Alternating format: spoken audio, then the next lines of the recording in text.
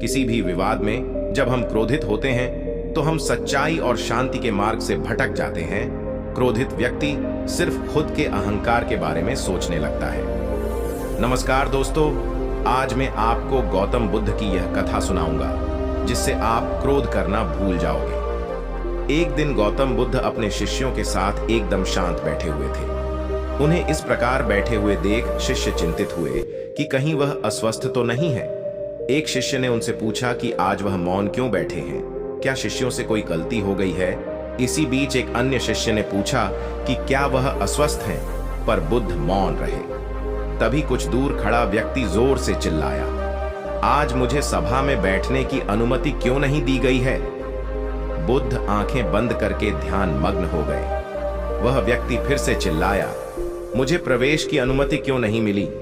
इसी बीच एक उदार शिष्य ने उसका पक्ष लेते हुए कहा कि उसे सभा में आने की अनुमति प्रदान की जाए। बुद्ध ने आंखें खोली और बोले, नहीं, वह अछूत है, उसे आज्ञा नहीं दी जा सकती। यह सुनकर शिष्यों को बड़ा आश्चर्य हुआ। बुद्ध उनके मन का भाव समझ गए और बोले, हाँ, वह अछूत है।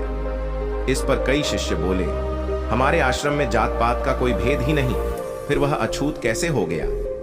तब बुद्ध ने समझाया, आज वह क्रोधित होकर आया है। क्रोध से जीवन की एकाग्रता भंग होती है।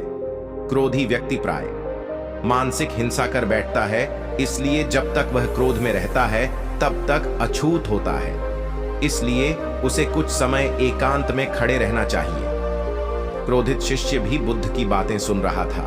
पश्चाताप की अग्नि में तप कर वह समझ चुका था कि अहिंसा ही मनुष्य का महान कर्तव्य व परम धर्म है। वह बुद्ध के चरणों में गिर पड़ा और कभी क्रोध न करने का प्रण लिया। शिक्षा आशय यह है कि क्रोध के कारण व्यक्ति अनर्थ कर बैठता है और पश्चाताप उसे बाद में होता है, जिसका कोई लाभ नहीं मिलता। इसलिए हमें क्रोध नहीं करना चाहिए। असल मायने में क्रोधित व्यक्ति अछूत हो जाता है और उसे अकेला छोड़ देना चाहिए। क्रोध करने से तन, मन और धन तीनों की हानि होती है। क्रोध से ज्यादा हानिकारक कोई और वस्तु नहीं है।